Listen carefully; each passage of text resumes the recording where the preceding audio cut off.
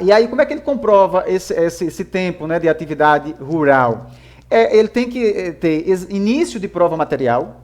Que é início de prova material, alguma prova documental, né? A prova testemunhal, por si só, ela não é aceita, né? Existe uma tarifação, que a gente chama de tarifação de prova nessa matéria, né? Apesar do direito, em geral, não existir tarifação de prova, mas nesse caso, a lei especificamente previdenciária, ela exige. Então, tem o trabalhador rural, que é chamado segurado especial na Previdência, né?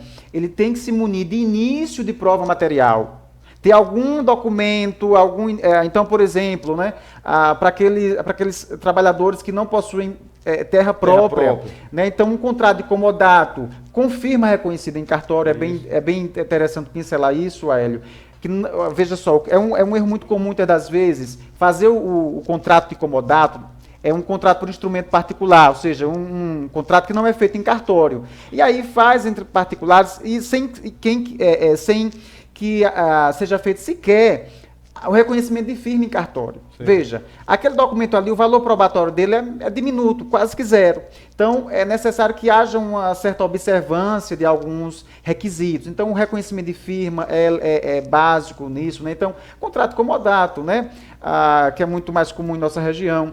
Então, sempre que o trabalhador rural for adquirir, né, os seus insumos, enxadas, os próprios pesticidas que for adquirir, adubos, veja, pede nota fiscal, que é um direito do consumidor, tá? No seu CPF, inclusive. Não é qualquer documento assim... Para comprovar que é você. Ele vai acumulando aqueles documentos, não é, ao longo do tempo, e aí, quando se aproximar da idade, ou quando chegar, na verdade, já a idade, ele já vai ter um arcabouço de início de prova material. O que peca-se muitas vezes nesse grupo de segurados, é o seguinte, é a informalidade, o problema da informalidade.